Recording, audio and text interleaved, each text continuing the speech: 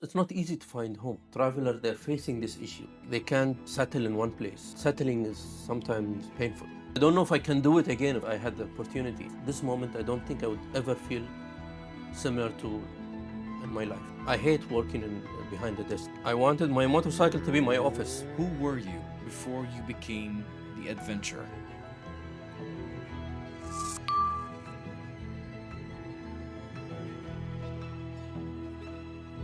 Start with a very simple. Please introduce yourself. What is your name, and how would you describe what you do? You know, this is one of the most annoying and difficult questions to answer. I cannot identify myself yet. I cannot put what am I in words. So let's say a wanderer, a traveler, uh, crazy adventurer, lost in a way, but enjoying being lost. Because as you are lost, you are looking for something. And when you look for it, you want to get lost again. If I want to identify myself professional wise, I was a computer network engineer for 15 years and I worked in the film business for a while, a skydiver. I did many things, but I'm happy that I'm stuck with motorcycling. Wow. Most people absolutely love staying in order, but you thrive in the chaos. Definitely. I don't like to be settled in one place. I thought during the pandemic period, 2020, that I'm dying slowly. I made a good use of that time when I started writing my book. However, staying in one place, it gets me sick. So I prefer to be on the move. You're a man of many skills and many traits. You're almost like a Swiss knife. I don't know if it can be called a skill, actually. Doing a 9 hours job can get you some skill. I can't say if what I'm doing is skillful or not. I think I'm good at it. I'm good at leading tours. I'm good at traveling. By the way, I love to do it solo because I'm very bad in anything with groups. I'm very bad at football, basketball. If you put me in a team, your team's gonna lose. Who were you before you became the adventurer? I was someone who's looking for what he's good at. Many people see me as a successful IT manager, but I was looking at myself as a failure IT manager. So I was itching to find myself. So I went on a Silk Road, London to China.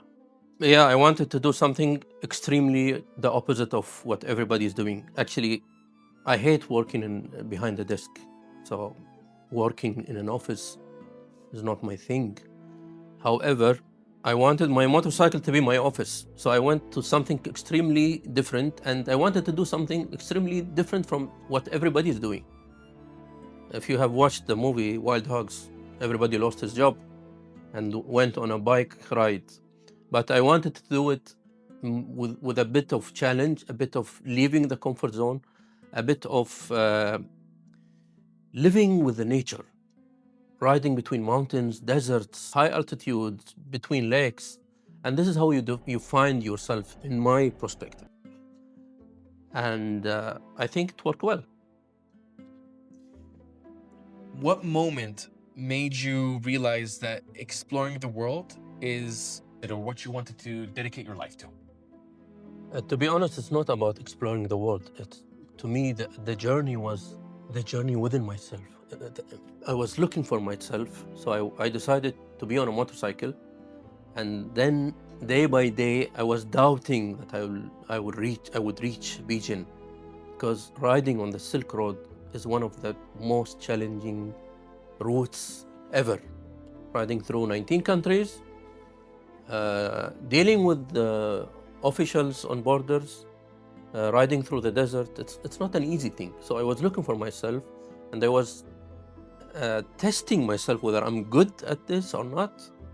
And the golden moment when I said, yes, I'm good at this, is when I stepped off the bike in Beijing, right after the Silk Road, right after 3 months, 19 countries, 22,000 kilometers. Then I started tearing up, I started crying, not because I completed the trip, it's because I found myself finally. I said, I'm good at this, I can be a tour guide, I can travel the world, I can be a professional long distance motorcyclist.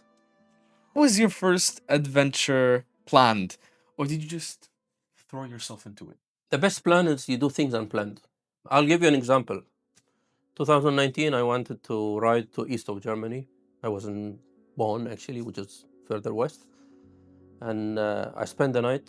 Instead of going back, I continued to Prague, Czech Republic. Next day, I'm in Poland. Next day, I'm in Estonia, Lithuania, until I found myself in Finland. I wasn't planning. I had a couple of t-shirts and one jeans. And I found myself around 6,000 kilometers away from home. So I was worried, should I continue further or ride back for another 6,000 kilometers? So I continued again. You said, I found myself 6,000 kilometers away from home. You are an adventurer. You've traveled the world. And I have to ask, when you say home, what do you mean by that? Home is where I spend the night. I spend a couple of nights. A place where you spend a weekend, a place where you sleep for 2 nights on the same bed. This can be home for me, but I'm always on the move. Or let's put it in this way. Germany for me is home for now because I start from there. My motorcycles are in Germany. My wardrobe is in Germany. If you want to say home, it's not easy to find home, especially for people who are traveling. All adventurers or travelers, they're facing this issue. They can't find home. They can't settle in one place, and settling is sometimes painful. Germany is home because I'm settled there, but always, of course, Qatar is my homeland, my country, and what I'm patriot for is Qatar. I guess if I go to a hotel, then if I stay there for a couple nights, that's my home. Yeah, for you. Yeah. When was the first real I can't believe I am here moment that you've ever experienced? Good question. There are many moments, but let's say Everest Base Camp. Who believes that someone could ride a motorcycle all the way to Everest Base Camp? Would you believe that this bike can survive riding on the altitude of 5,380 meters high? I didn't believe it myself. I can't believe it. I don't know if I can do it again if I had the opportunity. So I was just riding, proving myself, riding through snow, riding through bends, gravel, paved roads, unpaved roads, unexpected adventure on the road. Let's say Animal Crossing or Yak Crossing. And when I reached Everest Base Camp, for a while I wasn't believing it. So I had a bit of a mixed feeling. Is it really like this? Am I really here? Yeah, I didn't believe it myself. And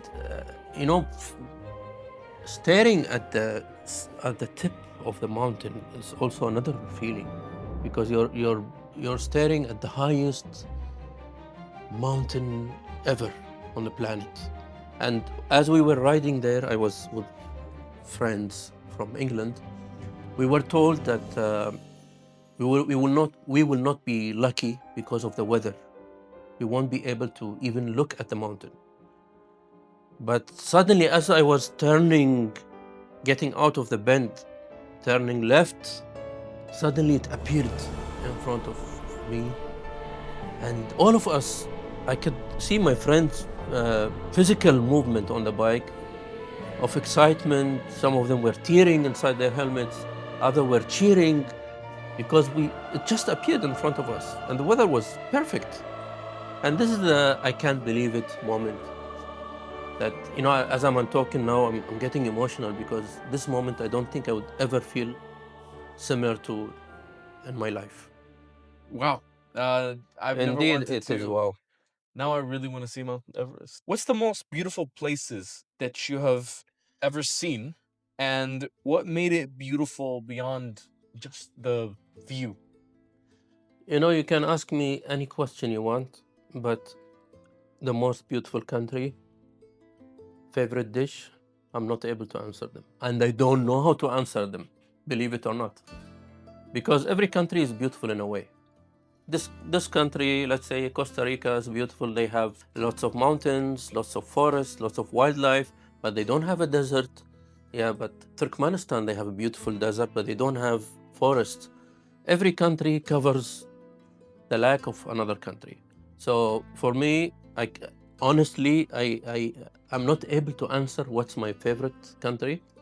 I'm not able to answer what's my favorite food. Yes, I can tell you what's my worst, which is fish. I don't eat fish. I can eat anything, but not a fish with a bone, not a fish with a face and tail. Can have sushi, but don't bring me a whole fish. I'm not patient to pick the bones, and I want to eat without worrying. I just want to eat. I've got a question for you. Everybody wants to know this. Everybody that has always thought about traveling, me myself, you always think about it. What is the most dangerous or difficult moment that you have faced while traveling? There are many difficult moments, but this one difficult moment I always remember, and I didn't even share it with my friends who were with me there because for some reason I wouldn't want them to think that I'm risking my life. And I was riding in Colombia, and when you say Colombia, I can see your faces. Okay, so Colombia is a beautiful country. It's not as dangerous as what the movies picture it.